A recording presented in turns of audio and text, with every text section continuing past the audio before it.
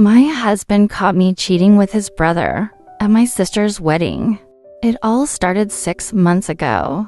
Daniel was away on a long military mission. His absence left a void in my life. I missed him terribly, but I wasn't alone. Alex, his younger brother, started coming over to check on me. At first, it was innocent. He'd help with small things around the house, bring me groceries, or stay for dinner. But over time, his compliments became more frequent, more personal. "You're amazing, Emily. I don't know how you do it," he'd say. At first, I ignored it. I thought he was just being kind. But then, he started lingering a little too long. One evening, as I was cleaning up after dinner, he stood close behind me. "You deserve to be appreciated," he whispered. I froze. My heart raced, but I didn't say anything. His words stayed with me long after he left. The next day, he showed up with flowers. "Just thought you could use a little brightness," he said with a wink. From that moment, things changed. Our conversations became deeper, more intimate. I found myself looking forward to his visits, craving the attention he gave me. Then, one night, it happened. He leaned in, and before I could stop him, he kissed me, and I kissed him back. The guilt was immediate, but so was the rush of excitement. We promised it would never happen again. But it did, again and again. Every time he visited, the line we crossed grew blurrier. 6 months of stolen moments, secret meetings, and a passion I couldn't deny. And now, here I am, standing at my sister's wedding, knowing it was all about to come crashing down.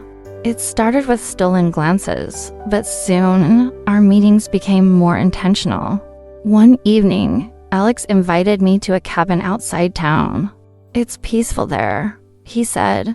"No one will bother us." I knew I shouldn't go. Every part of me screamed to say no, but I went anyway. The cabin was cozy, with a fireplace crackling in the corner. Alex poured us wine, and we sat on the couch. He looked at me, his eyes intense. "Emily, do you ever think about what it'd be like if things were different?" he asked. I tried to deflect. "Alex, this isn't right. We can't keep doing this," I said, but my voice lacked conviction. "Then tell me to leave," he said, moving closer. But I couldn't. Instead, I kissed him. That night, we crossed a line we could never uncross. And it wasn't the last time. Every week, we found excuses to see each other. A quick lunch, a late-night drive, or an innocent errand. Each time, I told myself it would be the last. But Alex made me feel seen in a way I hadn't felt in years. The guilt was unbearable. I'd lie awake at night, staring at my phone, waiting for Daniel's calls. When he did call, I pretended everything was fine. "I miss you," he'd say. And I'd reply, "I miss you too," while Alex lay beside me. 6 months of living a double life took its toll. I was constantly on edge, terrified of being caught. But the fear wasn't enough to stop me. The pull Alex had on me was too strong. And now, it was all leading to this moment. As I stood at my sister's wedding, I couldn't help but feel the weight of my choices. Alex was here, and so was Daniel. Daniel arrived the morning of the wedding, his face lighting up when he saw me. "I have missed you, Em," he said, pulling me into a hug. I smiled, trying to ignore the ache in my chest. "I have missed you too," I whispered, but my mind was elsewhere. The wedding ceremony was beautiful. Amanda looked stunning, and everyone was beaming. But all I could think about was Alex. He was standing across the room, his eyes locked on mine.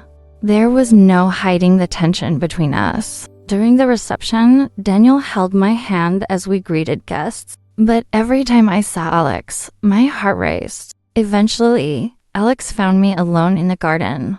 "We need to talk," he said, his voice low but urgent. "Not here, Alex," This isn't the time, I said, glancing nervously over my shoulder. But he stepped closer. Emily, I can't stop thinking about you. I need to know, do you feel the same? He asked, his eyes pleading. I hesitated. My heart was screaming yes, but my mind was screaming no. Alex, this has to stop, I said weakly. But Alex wasn't giving up. One last time, he said, his hand brushing against mine. Meet me in the back room after the first dance. I should have walked away. I should have told Daniel everything. But instead, I nodded, and I hated myself for it. The first dance was magical. Amanda and her new husband looked perfect together, but I couldn't focus. As soon as the dance ended, I slipped away. My heart was pounding as I made my way to the back room. Alex was waiting for me. The second I walked in, he closed the door behind me. I knew you'd come, he said, his voice filled with certainty. I opened my mouth to say something, but before I could, his lips were on mine. And just like that, the world faded away. For a moment, it felt like nothing else mattered. But then the door opened, and there stood Daniel. His face was a mix of fury and heartbreak. Emily, what the hell is this? He asked, his voice shaking. I froze, unable to speak. Alex stepped forward, but Daniel cut him off. Don't you dare, he said, his voice cold. Daniel turned to me, his eyes burning. I trusted you, he said. Then he walked out, leaving me shattered. Daniel didn't come home that night. I stayed up, hoping he would, but deep down, I knew I'd lost him. The morning after the wedding, Amanda stormed into the house. Her face was red with anger. How could you? She yelled.